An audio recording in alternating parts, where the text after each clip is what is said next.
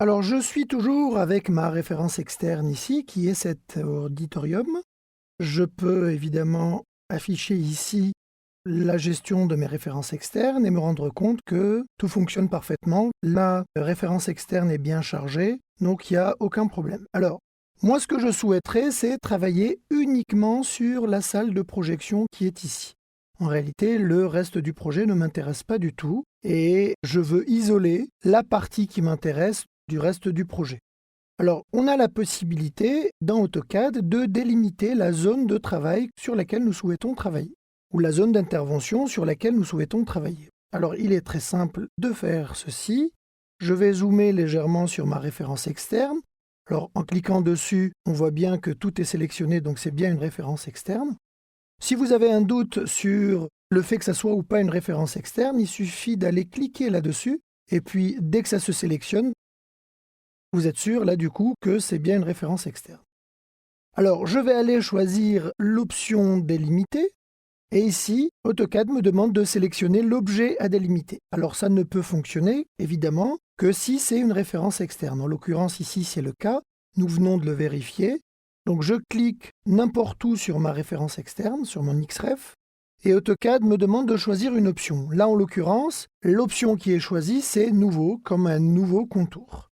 Je vais valider et AutoCAD me demande quel type de sélection je voudrais. Est-ce qu'elle est polygonale, rectangulaire, etc. Moi, je demande une sélection rectangulaire. Il se trouve que cette option est par défaut, donc je valide à nouveau. Et AutoCAD me demande là le premier coin de mon rectangle, puisque j'ai choisi l'option rectangle. Alors, je vais me positionner ici en activant Acrobge. Je clique ici et je vais choisir le deuxième coin. Alors ça va être quelque part ici. Je vais désactiver Acrobge pour pouvoir gérer les choses. Alors je ne suis pas obligé d'être extrêmement précis puisque ce n'est qu'une délimitation. Je vais cliquer là et vous voyez là que une délimitation a été effectuée et je n'ai plus que ma zone de travail qui est affichée à l'écran. À savoir que tout le projet a disparu, seule la partie sur laquelle j'ai envie d'intervenir reste. Alors évidemment, ça devient un fichier classique puisque j'ai un fond de travail et je peux, moi, aller, par exemple, réaménager mon auditorium. Alors, comme on a pu, évidemment, délimiter une zone de travail, on va pouvoir revenir ou annuler cette délimitation. Alors, il est très simple de procéder à la suppression de la délimitation. Il suffit d'aller se positionner sur l'objet qui nous a permis de délimiter, à savoir le rectangle, ou carrément de se positionner sur la référence externe. Et vous avez ici une petite touche qui vous permet de supprimer la délimitation. Donc il suffit de cliquer une fois dessus et là vous retrouvez la référence externe dans sa totalité.